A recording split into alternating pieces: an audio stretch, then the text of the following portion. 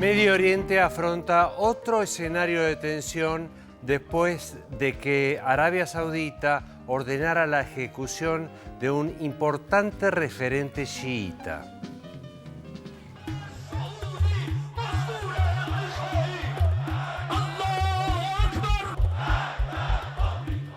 La ejecución por parte de Arabia Saudita el 2 de enero de 2016 del clérigo Nimer al-Nimer, una figura religiosa muy respetada entre los musulmanes chiitas, agregó una nueva y peligrosa tensión a los conflictos que se desarrollan en Medio Oriente, varios de los cuales tiene como trasfondo las diferencias y enfrentamientos entre sunitas y chiitas, las dos ramas más importantes del Islam.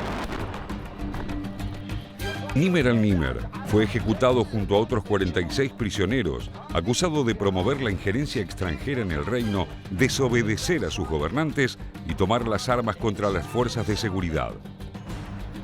Era un crítico acérrimo de la monarquía absoluta saudita que gobierna según los preceptos del sunismo wahabita, una de las variantes más integristas del Islam, similar a la que profesa la organización Estado Islámico y también Al-Qaeda. Nimer al-Nimer, vocero de la minoría chiita, que representa alrededor de un 15% de la población saudí, había sido detenido varias veces, la última en 2012 y condenado a muerte en 2014. Su ejecución desató una ola de protestas violentas en varios países islámicos, sobre todo en Irán, estado mayoritariamente chiita, donde una multitud atacó e incendió la embajada saudita. Those attacks were unprovoked. They constituted very serious violations of international norms and laws and regulations, and of course a serious violation of the Vienna Convention on the protection of diplomatic and consular offices. We are not natural-born enemies with Iran. It is only the behavior of the Iranian government that continues to interfere in the internal affairs of other countries, particularly other Arab countries, including our own, that is causing us to take this position. Estos episodios derivaron en la ruptura de relaciones diplomáticas entre Arabia Saudita e Irán. También Bahrein, Sudán y Emiratos Árabes Unidos tomaron medidas contra Teherán. با این حرکت‌ها مواجه شد چون ما اعتقاد داشتیم و اعتقاد داریم کماکان که تنش‌آفرینی و ایجاد تشنج در این منطقه اقدامی از سر قدرت نیست بلکه اقدامی از روی ضعف است و باید با این اقدامات با بزرگواری و بزرگمنشی برخورد بشه و به همین طریق و به همین منهج اقدام کردیم و متاسفانه این حرکت ما و این تلاش ما توسط همسایگان ما در عربستان سعودی به صورت مناسب پاسخ داده نشد. Estados Unidos, aliado clave de la monarquía saudita, no condenó la ejecución, sino que se limitó a expresar su preocupación por lo ocurrido, señalando que la ejecución exacerba las tensiones sectarias. Julie, we do continue to be concerned about the need for both the Iranians and the Saudis to de-escalate the situation in the Middle East. That we're urging all sides to show some restraint and to not further inflame tensions that are on quite vivid display in the region. Estas tensiones sectarias entre sunitas y chiitas no son nuevas, pero adquirieron en la última década una virulencia que atraviesa la mayoría de los grandes conflictos en la región.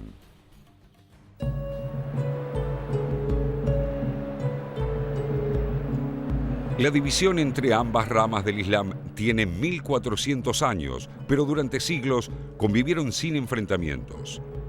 Comparten la fe en las enseñanzas del profeta Mahoma y en el Corán, pero difieren en el aspecto ritual y en la interpretación de la ley islámica.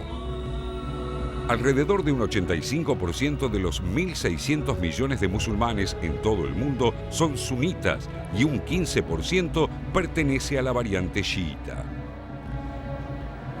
Las diferencias religiosas encubren crecientemente disputas geopolíticas, estratégicas y de hegemonías regionales que se expresan en la larga rivalidad entre Arabia Saudita e Irán.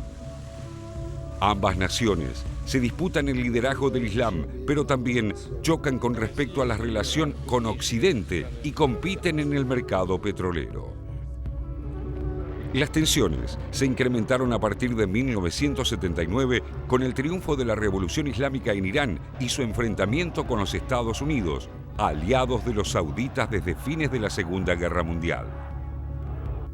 Aunque las relaciones mejoraron después de la Primera Guerra del Golfo y en 2007 el entonces presidente iraní Ahmadinejad visitó Riyadh, la capital saudí, los posicionamientos de cada país con respecto a la guerra civil siria fueron agudizando la hostilidad entre ambos. Con agendas políticas y militares contrapuestas, tanto Irán como Arabia Saudita aspiran a convertirse en los poderes regionales dominantes y la crisis en Siria se convirtió en un terreno en el que las dos naciones musulmanas libran una suerte de guerra por delegación. Teherán, con tropas propias, y las milicias de Hezbollah libanés en apoyo de Bashar el-Assad, un integrante de la minoría alawita perteneciente a la rama chiita. Y Riyadh, proporcionando armas y logística a los diversos grupos que combaten contra el gobierno sirio, lo que incluye no solo a Al-Qaeda, sino también al Estado Islámico. No es el único escenario en el que se enfrentan. Arabia Saudita combate en Yemen a los Hutis, una guerrilla chiita apoyada por Irán, y ya en 2011 sofocó brutalmente la rebelión en Bahrein, país en el que una minoría sunita gobierna a una mayoría chiita que tiene a Teherán como referencia político-religiosa. El acuerdo alcanzado en 2015 entre Irán y el denominado Grupo P5+1, integrado por los 5 miembros del Consejo de Seguridad de las Naciones Unidas y Alemania, en torno al programa nuclear iraní, enfureció a los saudíes que venían intentando convencer a Estados Unidos de atacar a Irán. Y entre los objetivos de la Casa Saud sigue estando la posibilidad de malograr ese acuerdo, algo en lo que coinciden con el gobierno de Benjamín Netanyahu, que tampoco logró torcerle el brazo a Obama, quien considera el entendimiento con los iraníes como uno de los logros de su política exterior. La ejecución del clérigo Nimer al-Nimer, que varios analistas consideran una provocación deliberada de los saudíes, es el último episodio de un conflicto que pone a dos países fuertemente armados, separados por el Golfo Pérsico, frente a un potencial enfrentamiento bélico a escala regional.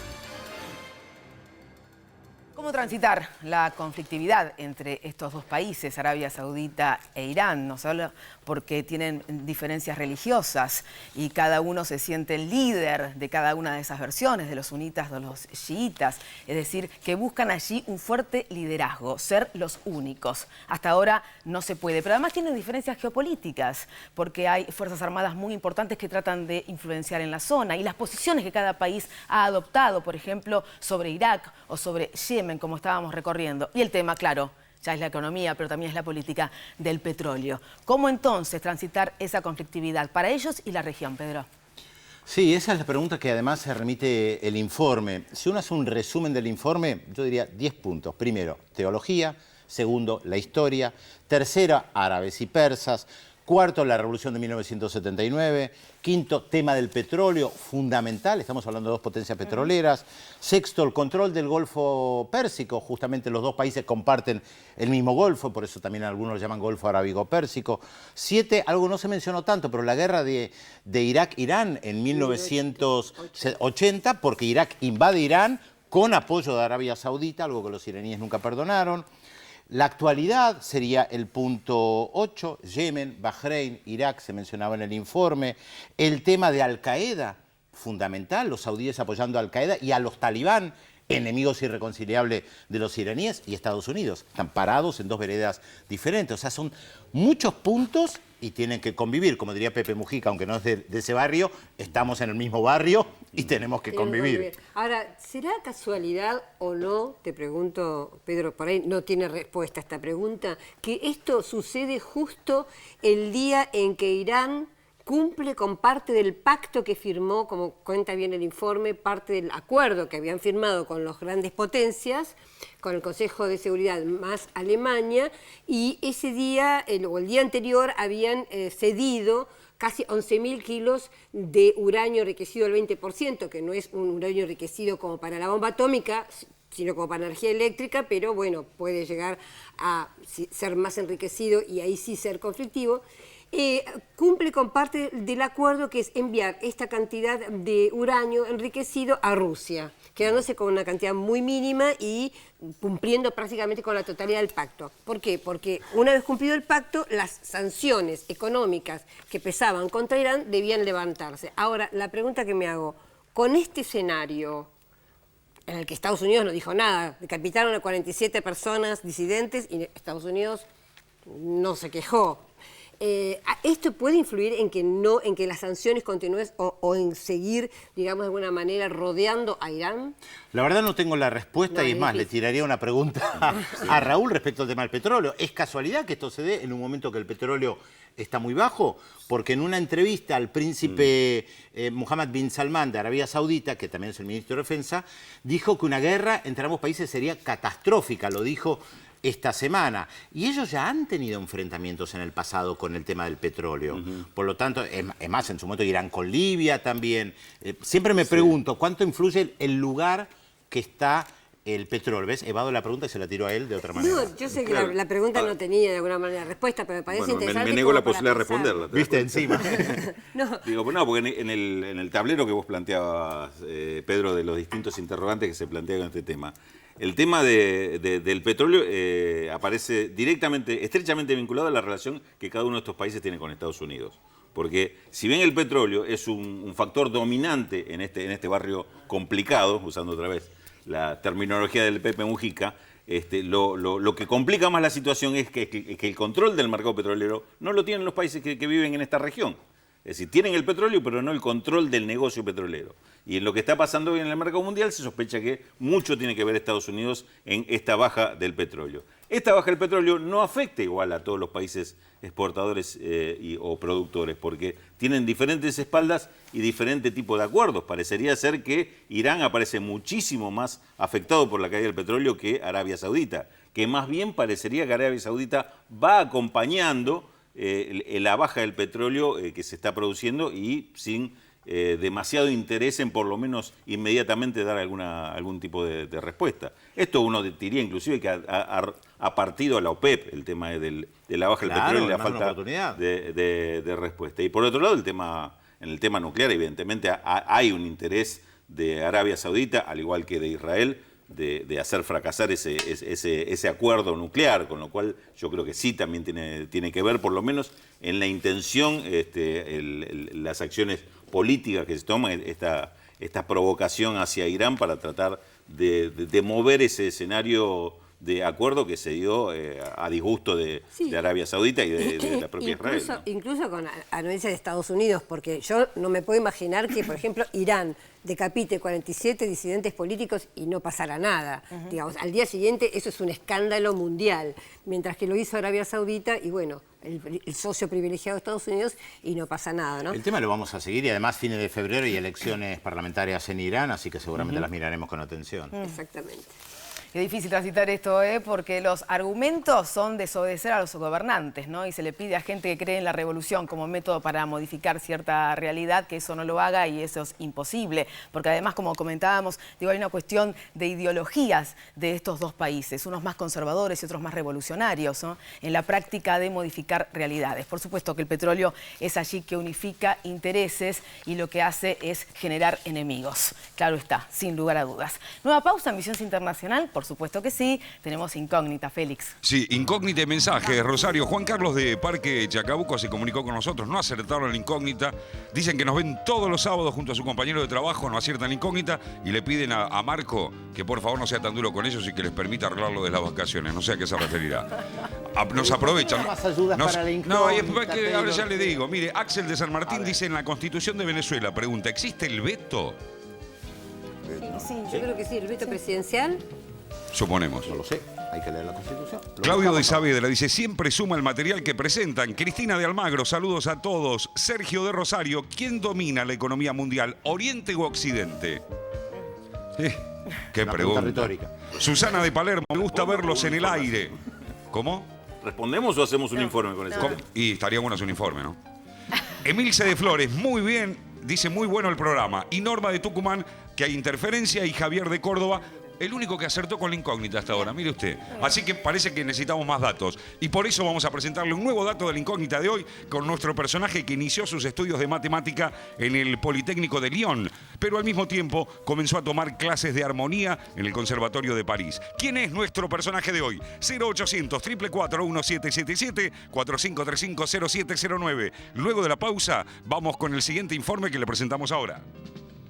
El otro objetivo chino, convertido ya en una potencia económica mundial, el gigante asiático busca ahora consolidar su poderío militar para defender sus intereses. Se lo contamos luego de la pausa en Visión 7 Internacional por la TV Pública. Ya volvemos.